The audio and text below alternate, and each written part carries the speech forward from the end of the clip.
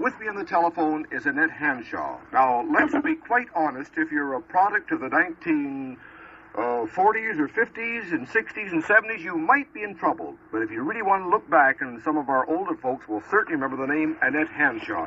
Annette, are these days good for you? These days? You mean what's happening now? That's right. Yeah, let's talk about today rather than yesterday. I would rather, because, I loathe being dated. It's all this very old-time thing.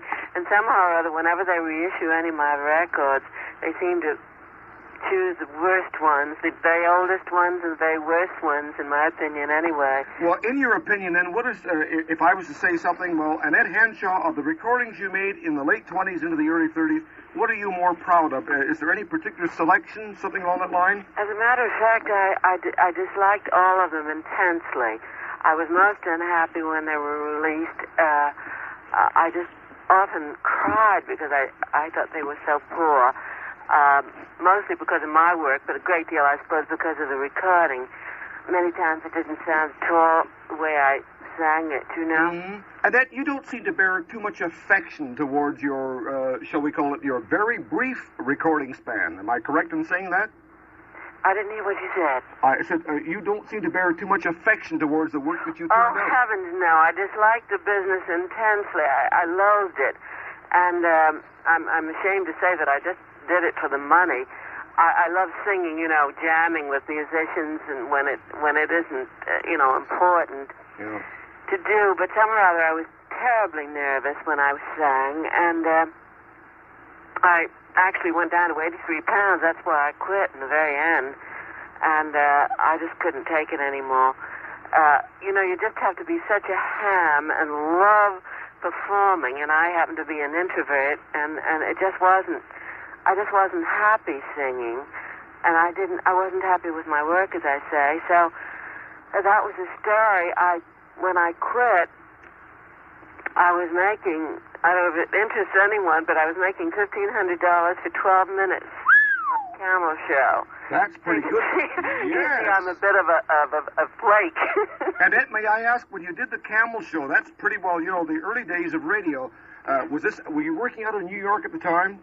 Yes, out of New York, and we did a replay for the West Coast. We did, 2 shows twice a week, and that was fun because I adore the Glenn Gray show. Casalova Band? We're doing something now, and I blooped like that, wouldn't it? Oh, terrible. And that, just so people will know what we're talking about, let me play one of your records from that era. I'm going to pick one. Do you have to? Oh, you darn right I do. I got you in the line. We're going to do it. Do you remember a thing called A Precious Little Thing Called Love? Oh, I do. It's a darling tune. Well, it's sweet of you to say that. Well, let's hear you, and I'm just guessing at this. I'm just guessing. I think the year might be 1929. Am I close enough? Let me see. Oh, I don't remember. There were so many of them. I think it was from a picture called Shop Worn Angel. Well, whatever the time that came out, but it might have been, I thought perhaps a little later, but maybe not. Annette, dear, this is you in the late 20s. Listen.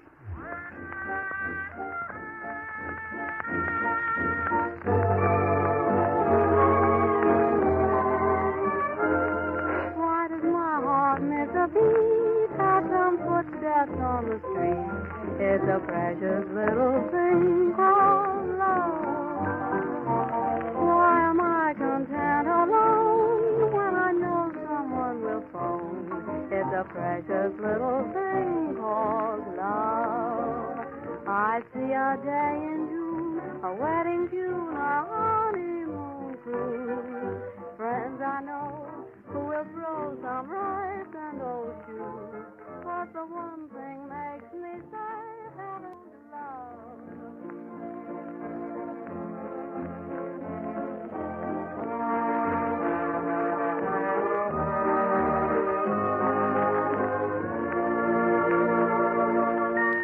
We're talking with Annette Hanshaw, and those that might go through the old record stores or the second-hand shops, and you come across labels like Velvetone and a label called D-I-V-A, Diva, I assume, you stumble across these quite often. Annette Hanshaw, very much a product of the 1920s 20s into the 30s. Annette, you must be delighted to know that I spoke the other day, and person to person, I met her, Ruth Edding. I caught up with her in Colorado Springs, and she's very much a part of the era in which you were recording, too. Did you really? Yeah, she was an awfully big talent and very, very popular in that era.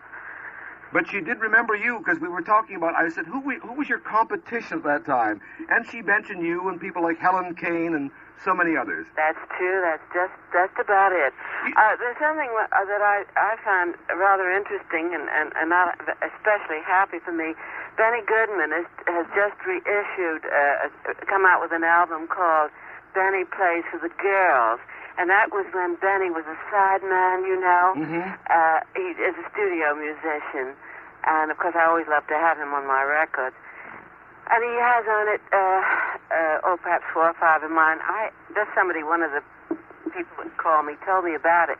But he has Ethel Waters, who was, of course, that time magnificent. She was the best of her time. Oh, the very best. Do you feel the same way?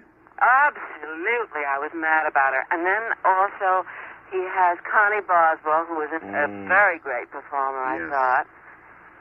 Connie Vett and Martha, right? Yes, but she was, she did solo records too. Sure, so this she was did. apparently a solo. Yeah. And then he had someone who was quite far back called Lee Morse. Yes. And then he had myself. Mm-hmm. And I thought that was, I haven't heard it. I just saw the blobby. Yes. By the way, dear, it's on Sunbeam Records. Sunbeam is the record label if you're looking for it around New York. Is that the one? That Sunbeam Records have reissued, yes. You know of it? Oh, we have it here. Oh, I'll be down. How is it? Excellent. I think they did a beautiful transfer job. They cleaned up the surfaces, and you come out shining pretty good. Oh, but they never ever play the ones that I like. But I guess, you can't relive your past mistakes. That's the trouble. Annette, you're a darling because you're so self-deprecating. You keep putting yourself down, and you were very much a product of the times, and a very good one, I think. I think you're a fine singer. Well, it's kind of you to say that, but I was, show business was awfully kind to me, but I disliked it so. Just a minute. I want to play Mean to Me. Do you remember recording that? Yes, I do. Okay, listening to it right now.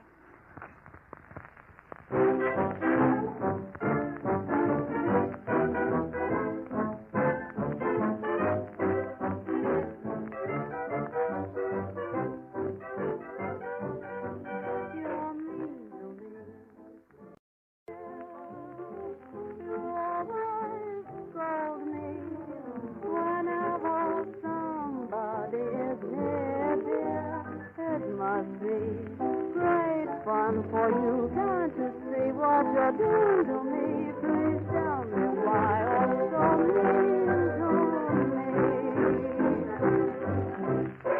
With me on the line is Annette Hanshaw. We're speaking to her in New York City, and I'm delighted that my friend Bob Pye up in Kelowna was able to give me your number just to track down and remember an era that's lost. But, America's really looking back these days to nostalgia, and I'm sorry, dear, but you're a part of it.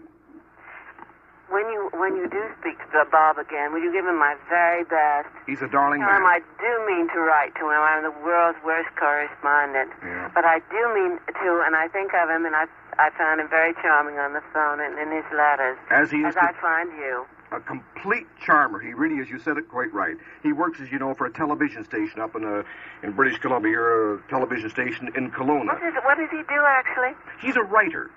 Oh, how nice. He's a writer, and he is a collector. And I'll tell you right now, I've been one myself and still am to a degree, but collectors are all nuts. Do you know that? No, we're a weird breed. Well, it's very interesting because there's a young fellow, and there's so many of the young people I hear from. There's one that's just, he paid $30 for one of my records. Isn't that and flattering? He's not particularly affluent. And he said, you're going to be awfully angry with me, and I really was. But I can understand. He said, well, I wanted it, and I have it. Yeah. And I think he found it up in Canada, incidentally. Mm-hmm. And you never recorded what we call acoustically. What year did you make your very first record? You recall? Oh, you're really upsetting me because, you're dating me so horribly. I wish you wouldn't. No. But I guess I don't truly remember. I think it was around. They did have some. They have something in 1927, but actually, I think they're wrong. I did something. It said from the year. The song was from the year, but I liked it and did it a couple of years later. I would say about 1928 was my first one. Right, but they do put on some of the sleeves of the records. I suppose it makes it more interesting to collectors to make them a little older. And, of course, I like to make it a little younger. What shall I say? Yeah. Annette, would you please tell me what it was like to make a recording in the 1920s? The type of equipment that you worked with. Can you actually walk me into a recording studio and tell me what it was like? Well, I can say this. My husband, whom I afterwards married, was A&R man for, first of all, Pathé Records, and then for Harmony and all the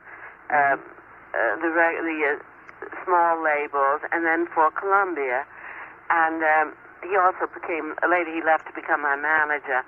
And so, well, I think it was pretty much as it is today. I would walk in scared out of my and all the musicians were there, and there were some excellent ones. Oh, I can't forget. Yeah, you must have worked with the Manny Kleins and yes, the I understand he's on the coast now. Yes, and the studio work, and he was so fun. In fact, I had magnificent musicians, but the trouble was, I didn't have an awful lot of arrangements. They were usually head arrangements. We'd come in, and they'd have perhaps lead sheets or something. And they'd make up an introduction, and sometimes, if it isn't all worked out ahead of time, it could be a bit of a shambles. Yeah. And then I was always so nervous and bad because I really was a kid, and I wouldn't want to.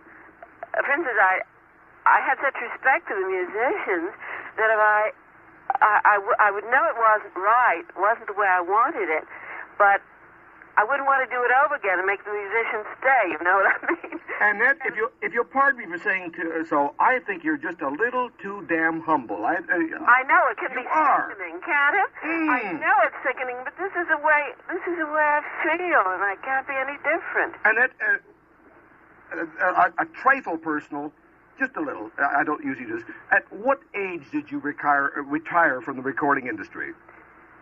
I don't really remember. I swear I don't remember. But I tell you can find it on, you do know Brian Rust? Yes, he did a fine discography from England, right? Yes, well, he's a gorgeous person. He's been over here a couple of times. Oh, you've met him? Met him.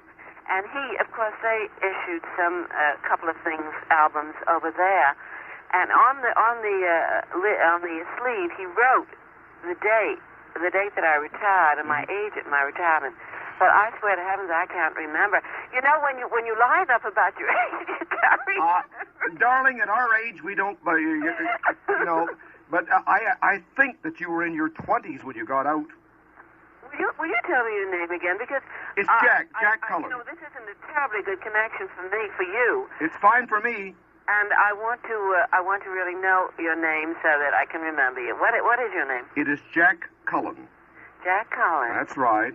Would you be Irish by any chance? Oh, wouldn't you know it, yes. Well, you see, you're one of my own people. Well, I'm not too proud of the Irish these days, Annette. Well, I know. They're raising hell over there. It's a sad thing. Yeah. It's a dreadfully sad thing. And I mean, what can we say? Nothing. There are all sides to every question. I suppose but so. But it's delightful to talk to you. I really am enjoying it. And it's great that you kind of fished me out. Yeah, I'm going to leave you with one tune, and just before we go, just a few more quick questions.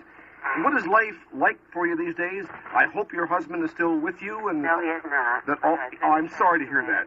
And I work. I'm doing church work at St. Agnes Church.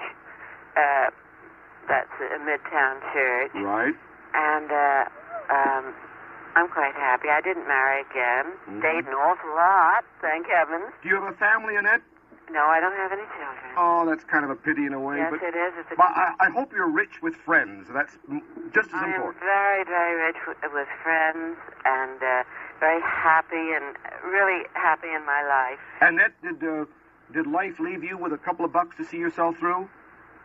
He left me with a great deal of money, but I just don't have very much idea of money. And my mother had very serious illnesses, and, that eats money way very... I'm telling you the story of my life. This is like a soap opera. Oh, you're darling to tell it to me. Annette, I won't take any more of your time. All right. Let me ask you this. What's the weather like today in New York? What are you going to ask me? What's the weather like in New York today? The weather. The weather? Yeah. Well, we had a storm today, and it's been terribly, terribly warm. Just about 90. Yeah. Oh, wow. I'll tell you one more thing. I'm started to book some acts. I have an act opening tonight, and because I didn't feel too well, I didn't make the scene. But they're very good. It's a duo, very, very Lenny Tristano type of thing. Oh, boy. I may do that too. Good. Do you ever lift your voice in song anymore, just for fun? Oh, sure, occasionally, but I don't, if nobody's around, not too many people, just a few musicians. That's all right, and I jam. You son of a Look, take care of yourself, and thank you very much for remembering me. It's very sweet of you. We'll talk again. Thank you very much. Not at all. Bye-bye. Annette Hanshaw from New York City, one of the stars of the 20s into the early 1930s. It's nice to remember them.